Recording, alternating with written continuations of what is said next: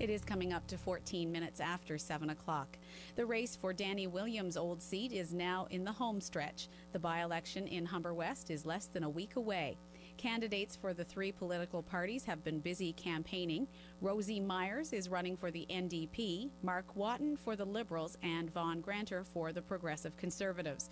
This week, they're all spending a bit of time on our morning show. We invited all three candidates to come into the studio and pre-tape some interviews with us so that no candidate had the advantage of being able to hear the others before doing his or her own interview. Then we drew names to determine in which order you'll hear from the candidates for Humber West. This morning, Liberal candidate Mark Watton. Mark Watton, welcome to the show. Good morning. Tell us why you've decided to run for the seat in Humber West. Primarily because I think that this government is one that needs a bit of a stronger opposition to hold it accountable. And there's a growing sense among residents of Humber West, and in fact residents of the province, that they're a little disappointed at the sense that there's really no strong alternative to the government at the moment, and they'd like to see a more competitive electoral system. They'd like to see a House of Assembly that actually sits and that actually debates issues and actually discusses things that matter to them. And they know that that's only going to happen if the opposition can perhaps grow a little bit in terms of size and stature. So that's the main reason why I've decided to run at this particular point in time, and that seems to be a message that a lot of voters are quite enthusiastic about. What experience do you have that you feel qualifies you for the job of MHA? Well, at the moment I'm a lawyer, so I think that the primary job of the legislature is to pass laws, write laws, amend laws. So being a lawyer I think is helpful, but I think the most important thing for me is just prior to going to law school, I spent several years working in government. I've worked on a lot of major policy files that have affected this province, from transfers to seniors' pensions to negotiating early learning and childcare agreements with all 10 provinces across the country. I worked in the Prime Minister's office. I worked on files such as the Voisey's Bay deal, files such as bringing significant investment to the province for maritime and coastal surveillance of our fisheries territory.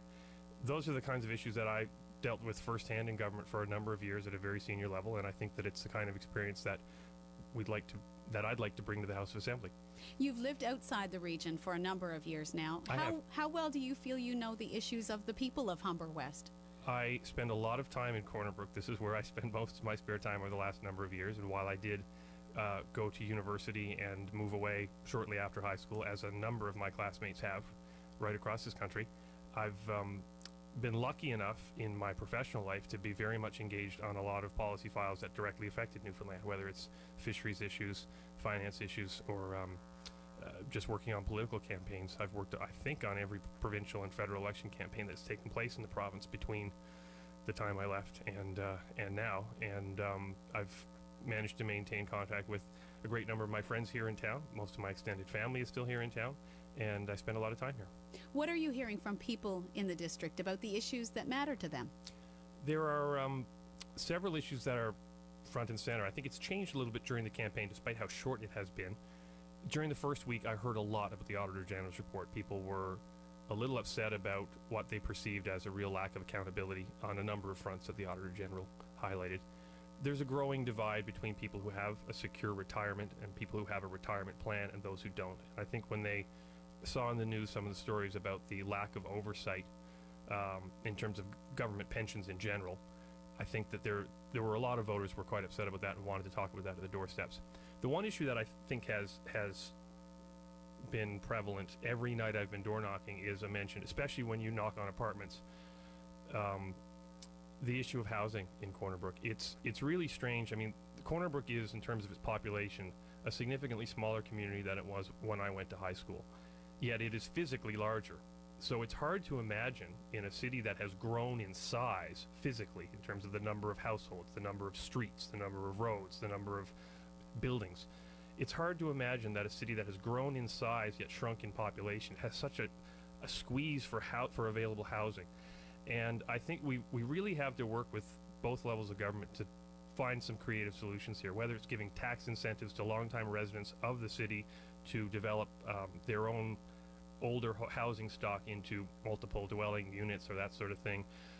We also need to really look. I mean, I've knocked on a lot of doors in older parts of the district, and I've seen a lot of seniors who are really struggling to keep their old home. It's often a bit too large for them. It's hard to maintain. And to think that in addition to the growing cost of living that has gone up just in terms of their municipal assessments last year, also, this is a government that wants to bring in higher power bills to pay for mega projects. This is a government that celebrates the rising value of real estate across the province as a great indicator of economic success.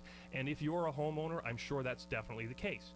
But if you're not a homeowner, or if you're struggling to maintain your home, or if you're looking for housing, that's not a good news story. It's a real struggle. Well, if elected, how would you try as an opposition MHA to bring those issues to the forefront? Well, the first thing is to bring attention to them in the House of Assembly. I mean, when my opponent mentioned that housing was his primary concern or primary issue for the campaign, we did a little bit of research, and I found that in the last 7 years in the House of Assembly, if you go through the Hansard debates, the number of times the word housing has been uttered by the member of the House of Assembly for the Bay of Islands, 0. For Humber Valley, 0. For Humber East, 0. And for Humber West, 0. So for 8 years, nobody representing Corner Brook or the extended area of, say, Humber Valley, Bay of Islands, etc., has ever raised the issue in the House. So if it's of primary concern today, when there's a by-election on, I think it's more important that people treat it as a primary concern when the House is actually sitting.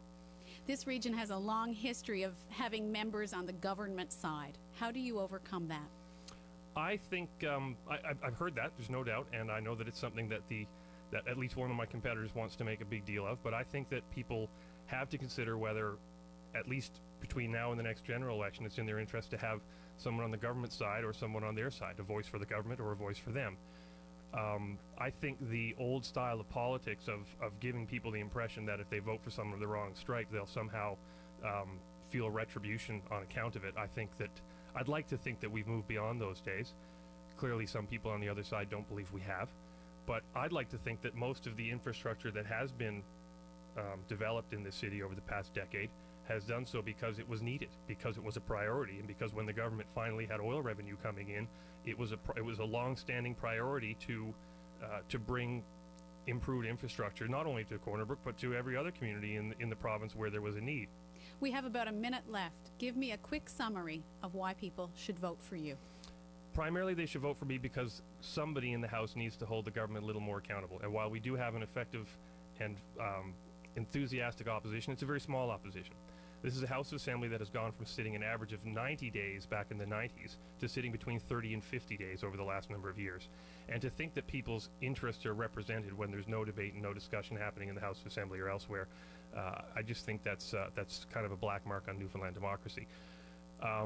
But I also would say that if in electing me, you're electing someone who really loves this place, who cares about this place, who has always considered it home, and someone who will stand up on their behalf no matter who's in government.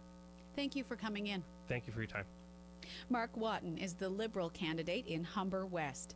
Tomorrow morning at the same time, we'll hear from Progressive Conservative candidate Vaughn Granter, and on Friday, NDP candidate Rosie Myers will be on the show.